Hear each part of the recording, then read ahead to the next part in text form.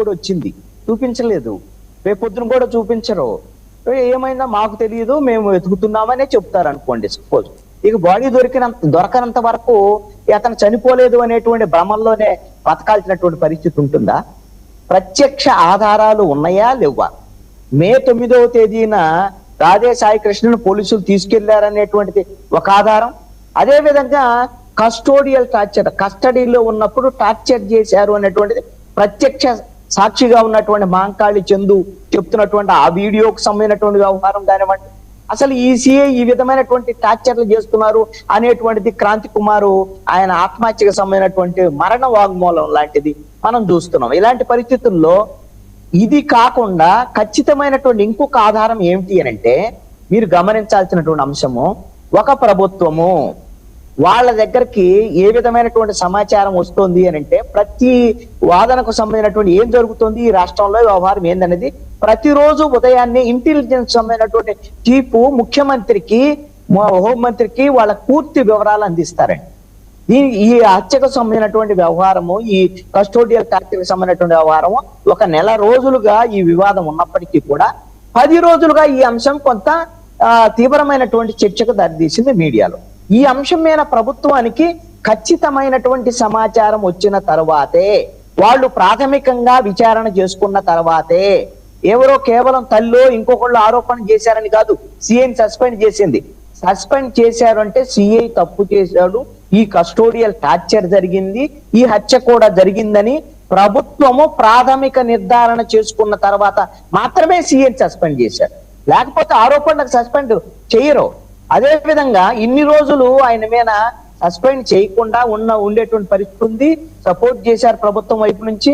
రెండోది, నిన్న ఈ ఎంత వివాదం వచ్చేసి మాజీ ముఖ్యమంత్రి జగన్మోహన్ రెడ్డి వీళ్ళందరూ వచ్చిన తర్వాత తల్లి వెళ్లి ఫిర్యాదు చేసిన తర్వాత సిపి దాని కేసు తీసుకొని ఆ కేసు ఎఫ్ఐఆర్ కట్టినటువంటి పరిస్థితి ఉంది.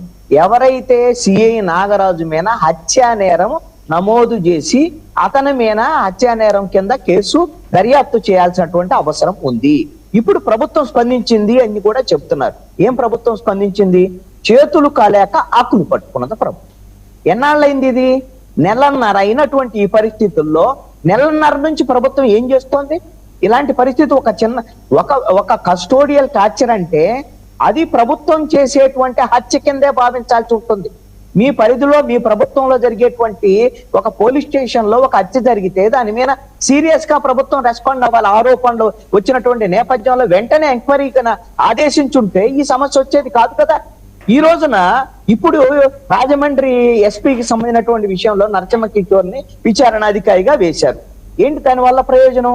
ఆల్రెడీ పోలీస్ శాఖలో ఒక సిఐ మీద, కృష్ణలంక పోలీసుల మీద వచ్చినటువంటి ఆరోపణల మీద ఒక ఎస్పీ వచ్చి దర్యాప్తు చేసి పోలీసులు అందరికీ చెడ్డ పేరు వచ్చేటువంటి ఇట్లా కస్టోడియల్ టార్చర్ జరిగిన మాట వాస్తవమే, చంపేసిన మాట వాస్తవమే అని ఒకవేళ నిజమైనా సరే ఆ రిపోర్ట్ ఇచ్చేటువంటి పరిస్థితి ఉంటుందా? ఈ విధమైనటువంటి ఇదేనా నిజాయితీగా వేసేటువంటి ఎంక్వైరీకి సంబంధించినటువంటి అంశము? ఎవరైతే ఈ హైకోర్టుకు సంబంధించినటువంటి సిట్టింగ్ జడ్జితో విచారణ జరిపితే దీంట్లో వాస్తవాలు వెలుగులోకి వచ్చేదానికి అవకాశం ఉంటుంది. ఈ రోజున ప్రభుత్వము, నేను ఒకటి అడుగుతున్నాను, ఒక సిఐ తప్పు చేశాడు, లేకపోతే ఒక పోలీసులకు సంబంధించినటువంటి వాళ్ళు తప్పు చేశారు, ఈ విధంగా ప్రభుత్వంలో ఉండేటువంటి వాళ్ళు వెనకేసుకొని రావాల్సినటువంటి అవసరం ఏందని నేను అడుగుతున్నా.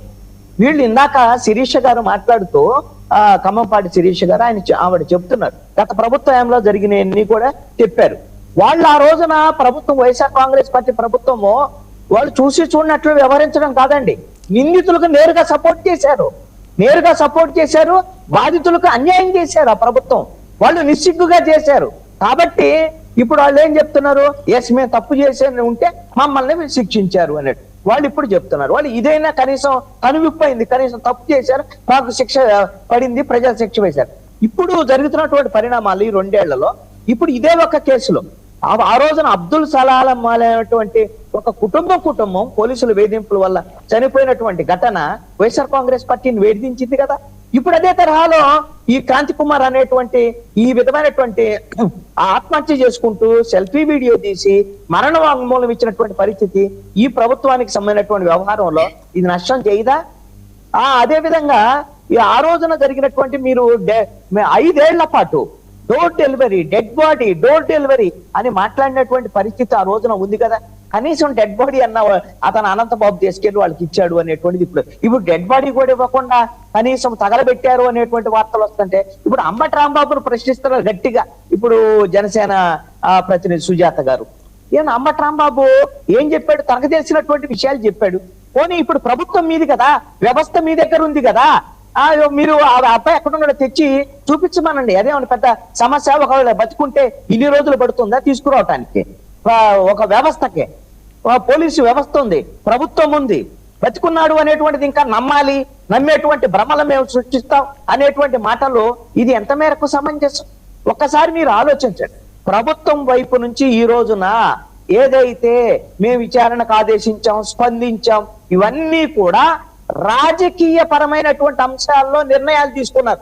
ఎందుకు అనంటే ఇది నష్టం జరగబోతుంది రాజకీయంగా మన ప్రభుత్వానికి అనేటువంటి విధంగా కంటి తుడుపు చర్యగా ముఖ్యమంత్రి స్పందించారు. ముఖ్యమంత్రి దగ్గరకు పవన్ కళ్యాణ్ వెళ్ళాడు. ఈ రెండు కూడా కంటి తుడుపు చర్యగా ఈ రోజున రాజకీయ నష్టం జరగకూడదు, మేము కూడా రెస్పాండ్ అయ్యామని చెప్పడానికి చేసినటువంటి ప్రక్రియ తప్ప ఇంకొకటి కానే కాదు. ఇప్పటికైనా సరే ఒకవేళ వీళ్ళు చెప్తున్నారు కదా తెలుగుదేశం వాళ్ళు ఇప్పుడు జనసేనకు సంబంధించినటువంటి ఇక్కడ ప్రతినిధులే కదండి, సోషల్ మీడియా మొత్తము అతను తీవ్రమైన కరుడుగట్టిన నేరస్తుడు, అన్ని నేరాలు చేశాడు, నేరాలు చేశాడు, అతనికి శిక్షించడానికి కోర్టులు ఉన్నాయి. ఒకవేళ ఇలాగ నేరాలు చేసినటువంటి వాళ్ళని ఇదే తరహాలో కస్టోడియల్ టార్చర్ చేసి వేధింపులు గురి చేసేటువంటి పరిస్థితి లేదా హత్య చేసేటువంటి పరిస్థితి ఉంటే, సపోజ్ నేను ఒక ఉదాహరణకు అడుగుతున్నాను, మీ చింతమనేని ప్రభాకర్ ఎమ్మెల్యే మీద ఎన్ని కేసులు ఉన్నాయి? 85 కేసులు ఉన్నాయి.